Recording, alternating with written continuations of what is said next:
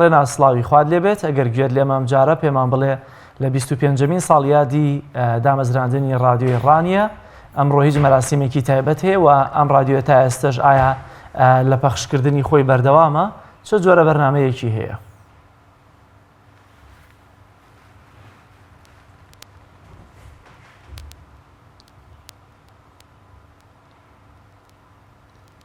بەڵێ کاک جەلال سڵاو لە ئێوە و لە بینێرانیش.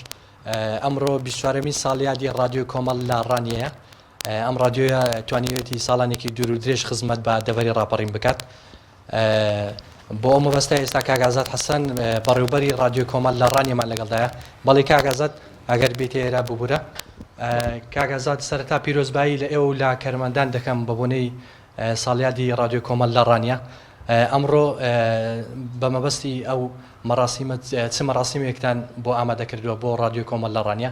ئەوە باسیش لەوە دەکرێت کە ڕادیۆ کۆمەڵ لە ڕانیە با ڕادیۆی دایک ناسراوە، هۆکارەکەی بۆچی دەگەڕێتەوە؟ بەڵێ سپاس بۆ تۆ کاکرێنا، سپاس بۆ ستافی بەرنامەی بەیانیانی پەیام، دەستخۆشتانێ دەکەین بۆ گرنگیدانتان بۆ بابەتە.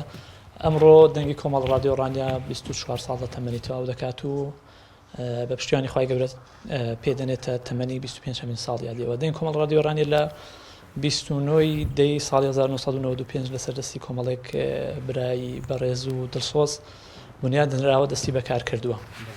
ئەو کاتە بڵین لەسەر شەپۆلی ئێستەبلی و ئیشی کردووە بە زمان حاڵی مەڵبەندی سی ئەو کاتی بزوتنەوەی ئیسلامیەوە بووە. ئێستا دەنگی کۆمەڵ ڕادیۆ ڕانیە بە قۆناغێکی جیاوازە تێدەپەڕێ. سوپاس بۆ خوا تاوەکو ئێستا بەردەوام بووە.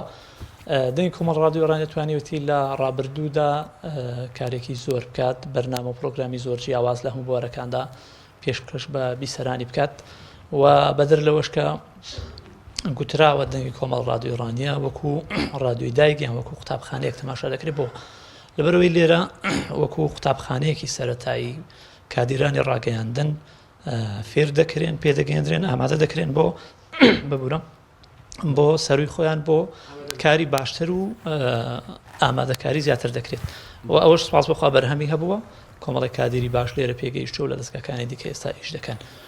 سەبارەت بەوەی کە ئێمە لە ساڵانە لە ساڵیادی دەنگی کۆمەڵ ڕادیۆدا چ دەکەین یاخود چ ناکەین، بەتەکید تمۆحی زۆرمان هەیە، دەمانەوێت بەردەوام ئەو ڕادیۆ لەبەرەوە پێشونداوێ. بەڵام قۆناغەکان بەتایبەت قۆناغی قەیرانی دارایی گرفتە لە بەردەم کۆمەڵێک گۆڕانکاری جیاوازدا.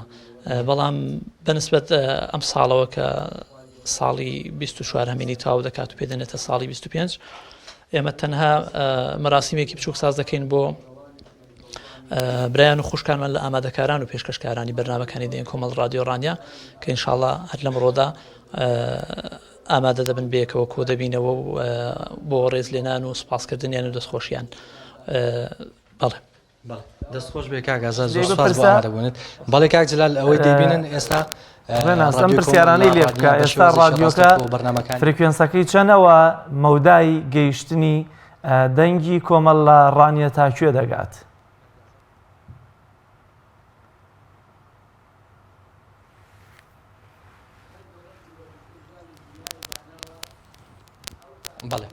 بەڵێ کاک ئازاد، کاک جەلال دەپرسێت ئێستا ڕادیۆ کۆمەڵ لە ڕانیە فریکوێنسەکەی چەندە و مەودایەکەی چەند دەڕوات لە سنووری ئیداری ڕاپەڕین؟ سپاس بخوا دەنگی کۆمەڵ ڕادیۆ ڕانیە پەخشەکەی فراوانە، واتە لە سنووری بازنەی ئیداری مەڵبەند 5 کۆمەڵ ئیسلامی دەچێتە دەر تا نزیک سلێمانی و هەولێر پەخشەکە فراوان دەبێتەوە دەڕوا بە فریکوێنسی 104.7 پەخشەکە بە بەردەوامی ئیش دەکات. ئەو کاتانی کە ئێمە بەرنامەکانی خۆمان بەرنامە ناوچەیەکانی بەرهەمی دەستی خۆمان پەخش دەکەین دەنگی کۆمەڵ ڕادیۆ ڕانیە لە کاتەکانی دیکەدا پەخش هەر بەردەوامە، بەڵام کەناڵی ئاسمانی پەیام لەسەر ڕادیۆکە و لەسەر فریکوێنسی 104.7 ئەو کاتە پەخش دەبێت. بەڵێ کاک جەلال، ئەگەر هیچ پرسیارێکتر نەماوە ئەمە قسەکانی کاک ئازاد بوو کە ساڵانێکی دوور و درێژ ڕادیۆ کۆمەڵ لە ڕانیە خزمەت بە ئیداری ڕاپەڕین دەکات. زۆر باشە، سپاس بۆ پەیامنێرمان ڕێنا زەرسەلان لە ڕانیەوە، سپاس بۆ زانیاریەکانت.